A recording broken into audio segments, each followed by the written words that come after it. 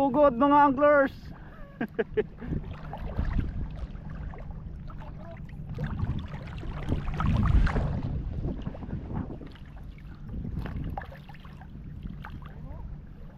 Ay, mga master, lumusong na kami.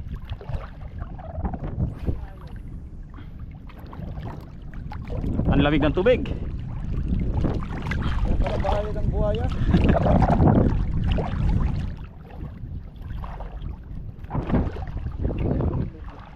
Nagbi-break po sir.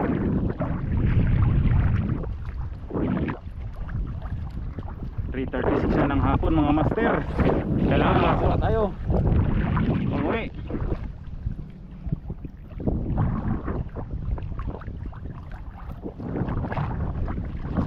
Para di tayo magpagalitan.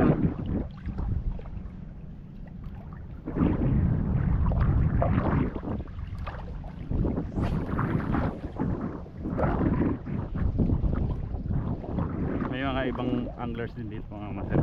Ano naman, mga taga Batarasa. Yun, shout out sa inyo mga master, mga angler ng Batarasa. Nagtagpo-tagpo dito sa isang spot. Pare-pares kami ng dinayo.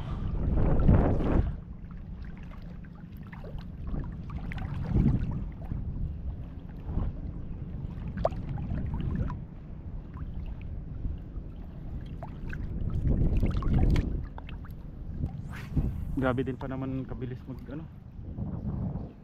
ng mga isda dito. Yun, strike fish on. Huwag yung isabit. Yan. Kaya kagandahan din pag ganitong mga setup. Pagpipersa natin siya. Talsik-talsik lang siya eh. Yung honeycomb grouper, karamihang isda dito.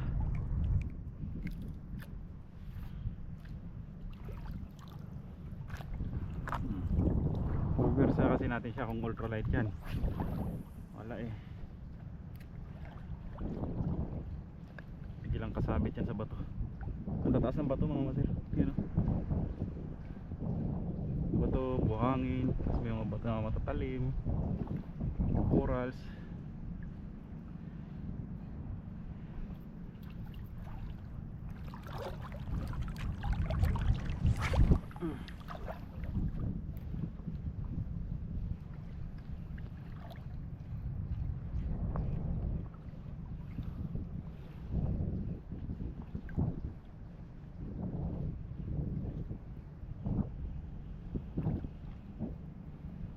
Yung mga kasama nating mga angler dito, yung mga taga Batarasa, mga nauna yan natin dito mga master.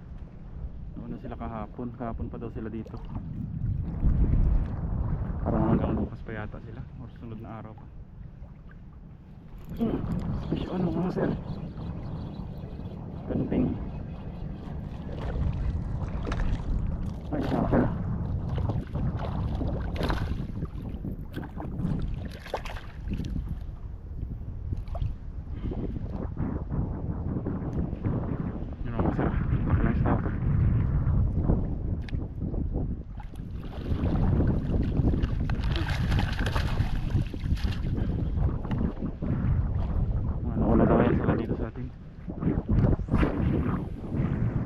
Dito rin pala yung target nila sa sa bahura na to.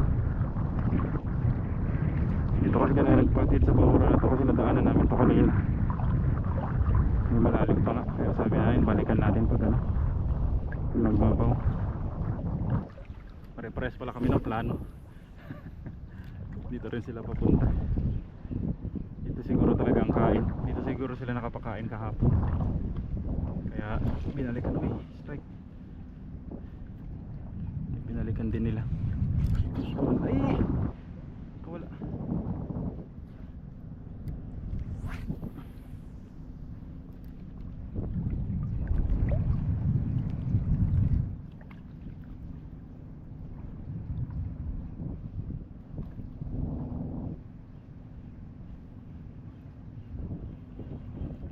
Ngalay na kung ngalay dito mga master, kaysa maputulan tayo ng maputulan ng leader.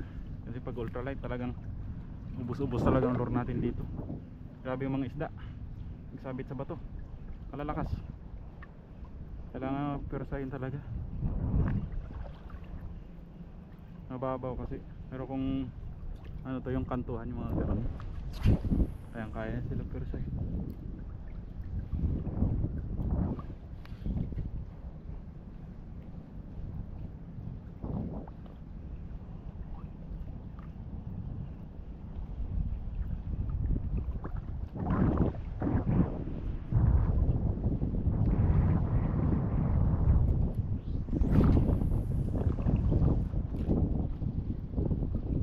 Sana makadali rin tayo pang ano natin, bring home. Malayo lang yung dinayo natin eh. Pero ang dinayo talaga namin dito yung mga ano sana, malalaking isda, mga GT.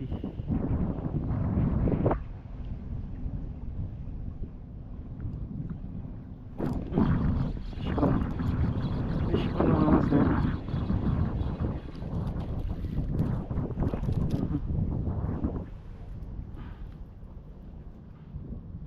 Kangalay maghila eh. Ang bigat ng rod.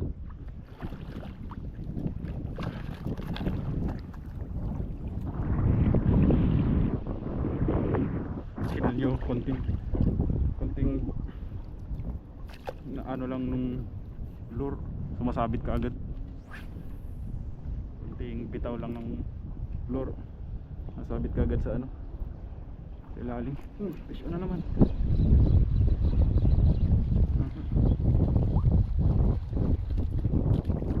Grouper ulit. Yan mga sir, ang ganda yung size ng mga grouper.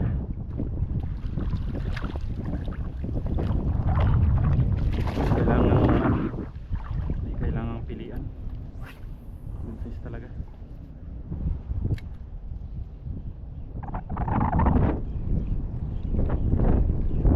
Tatalunan dyan sa harapan.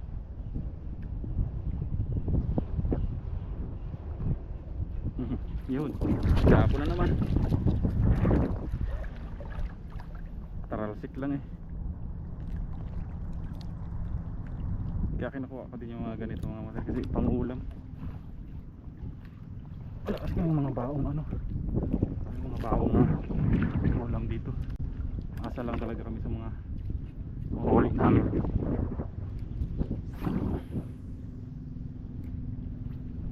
Ayun oh, talunan na naman sila doon. Ayun, tarasikan yung mga guno.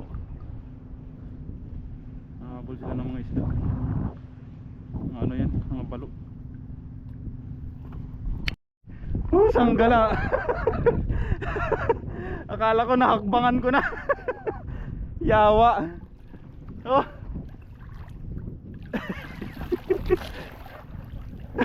Ay, akala ko may nahakbangan na ako, linte. Kinabahan talaga ako ay. Tali pala.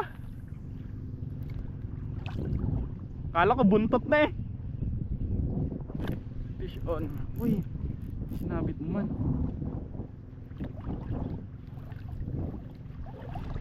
Sinabit niya.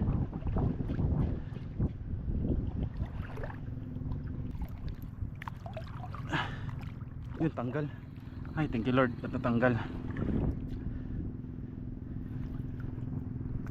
Ay, grabe kahirap mag ano rito, magpisto talaga. Ang tataas ng ano, mga bahura, mga damo, ay mga ano, bato. Sabit ka agad yung lure. Oh, lakas pa ng agos. Tingnan yung mga master. Oh, tingnan. Oh, putre siya. Oh, grabe. Nadadala tayo ng agos. Naisabit yung ano, nagsabit yung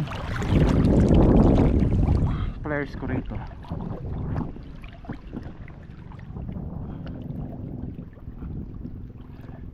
Sabit yung flares sa bato, pero naiiwan. Grabe, ang lakas ng agos. Buti na patulak din, hindi pa laot. Patulak sa tabi. Fish on. Ay, nakawala. Fish on na naman. Pagkabitaw, kagat ulit.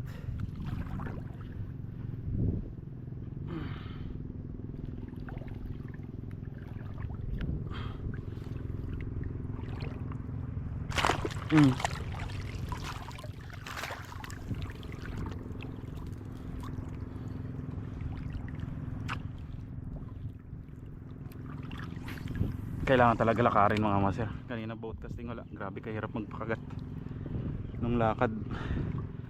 Alas magsunod-sunod yung kain. Pagod ko lang dito sa setup ko, talagang bigat. Siya na naman. Pagod lang dito. Bigat ng ano, setup.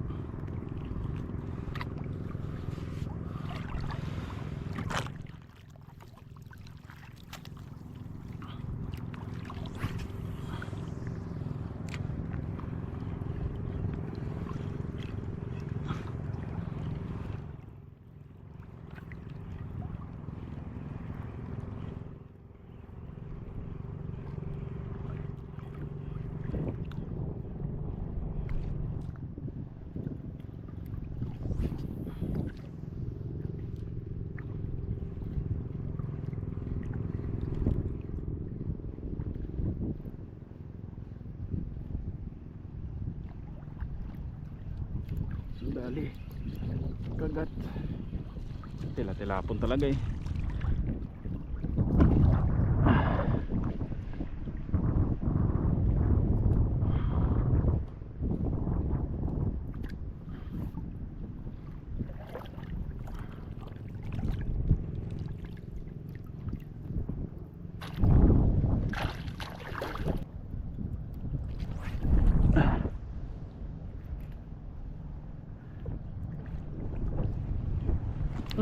Strike.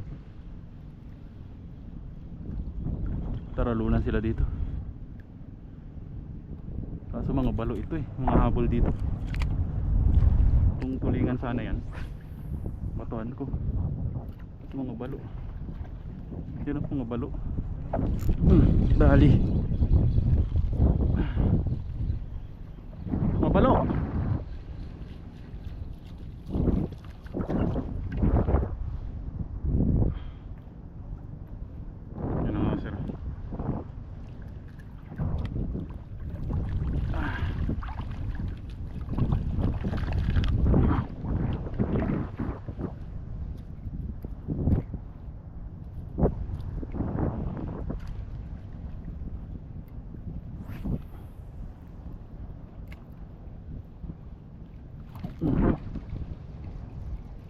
Grabe set ng hook mga master, talagang bigos kung bigos eh. Yung mga spot na ganito kasi mga master, talaga po yung pagbigyan. Grabe ka bibilis magsabit ng ano, sabit sa bato. Ubos talaga ang lure mo dito pag pagbibigyan mo pa sila.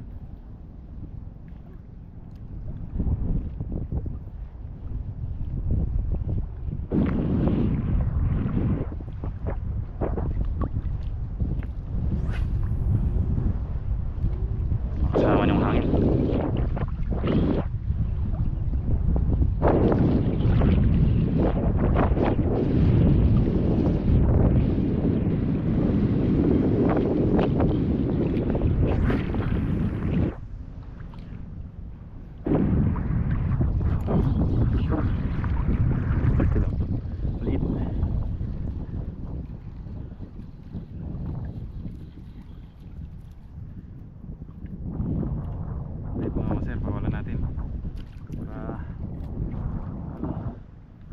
Lumaki pa siya.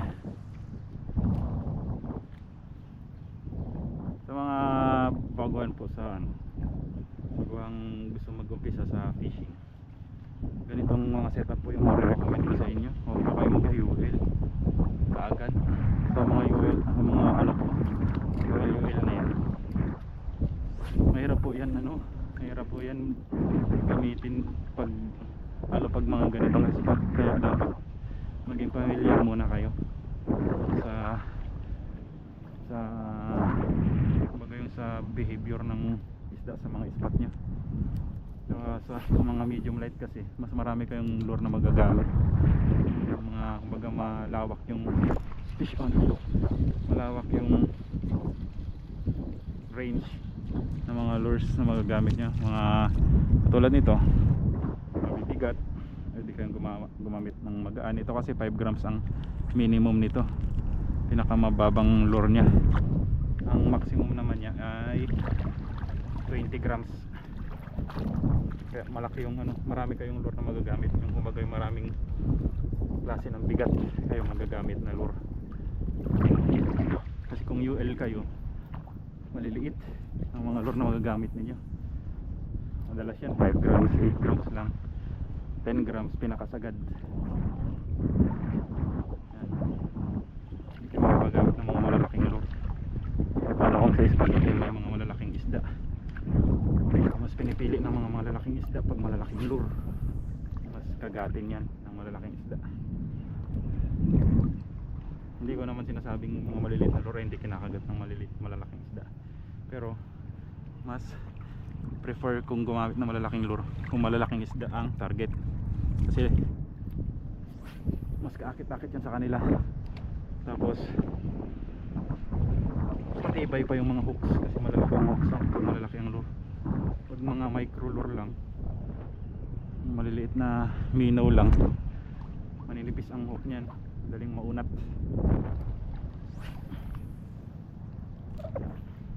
Go for ML talaga mga master, dapat ML kayo, ML or medium setup. Yan, hanap lang kayo ng medium na rod or ML, medium light na rod, tsaka 3000 series na reel. Goods na mga master.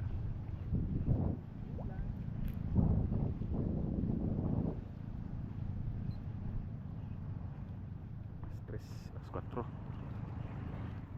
na.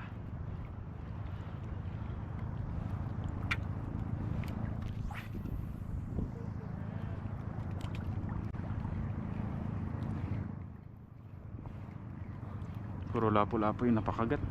Iisa lang naligaw na ano, snapper mga master.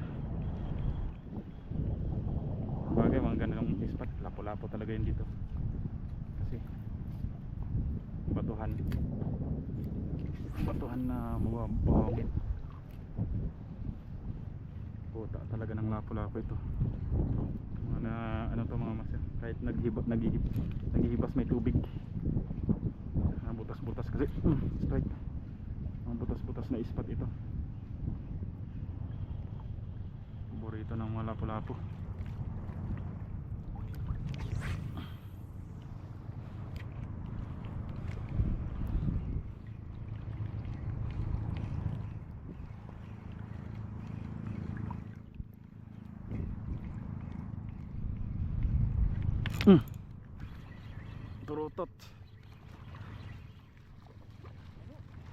Turutot. Turutot mga maser, masarap ito.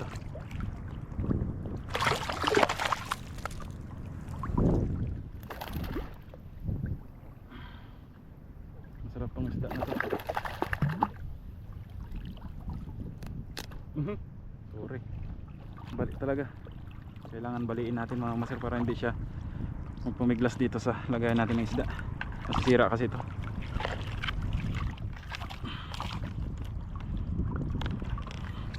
Sarap yan iprito eh. Paborito ng anak ko yung turutot. Pagprinito. Dahil dyan iuwi natin yung turutot na yan. Pasalubong. Sabagay halos lahat naman din ng isda. Gusto niya. Lalo pag prinito talaga. Mahilig sa prito.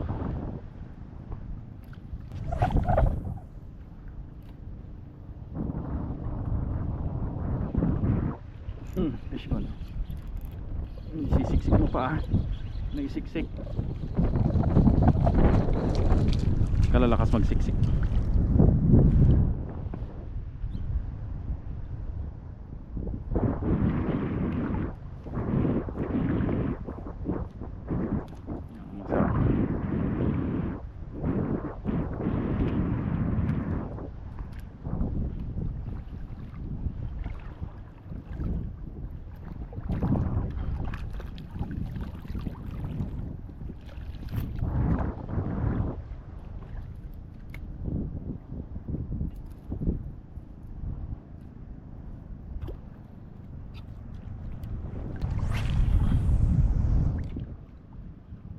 Para pwede na lumipat sir ah. Naghihina na yung kain eh. Katulad kanina sunod-sunod. Kabila ba? Doon oh.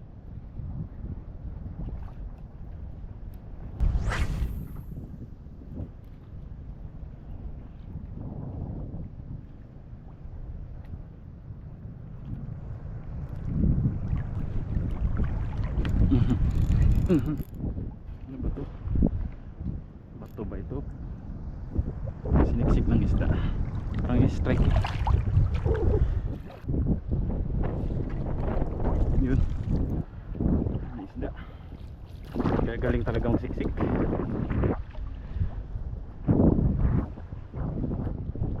Ano sir?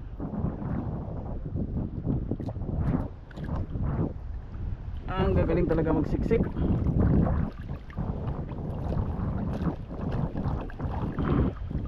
Maser, lipat tayo doon. Hoy! Sayad.